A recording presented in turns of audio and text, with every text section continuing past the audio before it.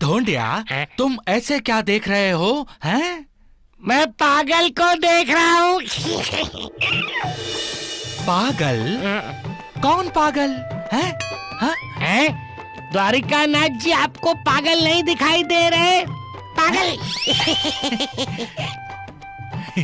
और वो जीवा जी दूसरा पागल। एक दांत निकाल रहा है, एक कान फाड़ रहा है। वैद्य जी, साईं बाबा कहते हैं कि ये दुनिया पागलों से भरी है। यहाँ सब कोई पागल है। मुझे लगता है सारे पागल हमारे घर में ही आ गए हैं। सत्य वचन। अरे राम राम राम, तुम मुझे क्यों ऐसा देख रहा है? हैं? आप देखने जैसी चीज थोड़ी हो, आप तो पागल नजर आ रहे हैं मुझे। नालायक कहीं के। अरे लाठी कहाँ है? हैं? अभी ठीक करता हूँ। अरे क्या बोला? क्या हो रहा है वैद्य जी? अरे होना क्या है, जो होना था सो हो गया। मेरे वैद्य जी पागल हो गए। इनका पागलपन ठीक नहीं हो सकता, कोई गुंजाइश नहीं है। क्या कहा तूने? खराब कहीं के। तुझे ठीक बताओ। श्रवण दोस्त, पागलपन का जुनून हर किसी के सिर पर सवार होता है। मैं तुम्हें एक कहानी सुनाता हूँ। हाँ। यहाँ बैठकर सुनते हैं। चलो, चलो चलो चलो, बैठो बैठो। हाँ।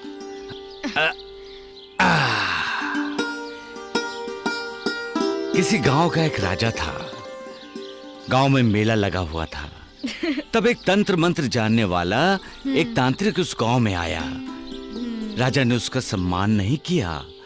इससे क्रोधित होकर तांत्रिक ने गांव की नदी में जड़ी बूटी फेंकी और मंत्र फूंक कर कहा, जो भी इस नदी का पानी पिएगा पागल हो जाएगा। फिर क्या, गांव में तो सभी एक ही नदी का पानी पीते थे। दूसरा पानी था ही नहीं गांव में। सभी ने उस नदी का पानी पिया और वो सारे के सारे पागल हो गए। राजा अपने लिए गंगा जल मंगवाया करता था, इसलिए वो पागल नहीं हुआ। लेकिन गांव के लोग उसे पागल समझते थे। कहने लगे, हमें ऐसा पागल राजा नहीं चाहिए, हटा दो इसे, किसी दूसरे को राजा बना देते हैं।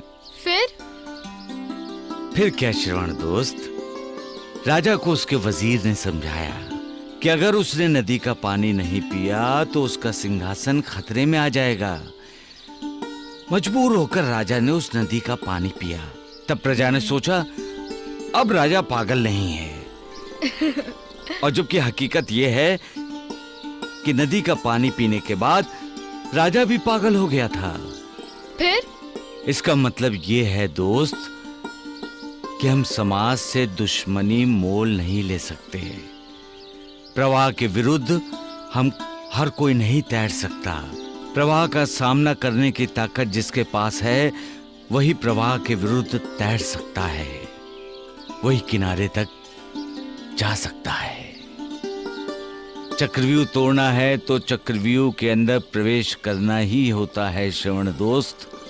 चक्रव्यूह के बाहर रहकर हम चक्रव्यूह को तोड़ नहीं सकते।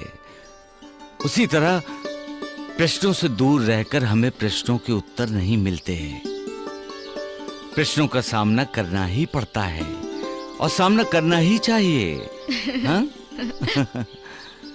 दोस्त, एक बात बताओ, क्या? अचानक तुम जौहर बाबा के शिष्य कैसे बन गए? अब क्या वो भी तुम्हारी तरह पागल है? कहीं ऐसा तो नहीं कि जौहर बाबा के चक्रव्यूह में तुमने जानबूझकर प्रवेश किया? सबका मालिक एक। अरे जा रहे हो दोस्त? हाँ दोस्त, भिक्षा मांगने जा रहा हूँ। अब आज से मुझे अपना और अपने गुरुजी के भोजन की व्यवस्था करनी पड़ेगी।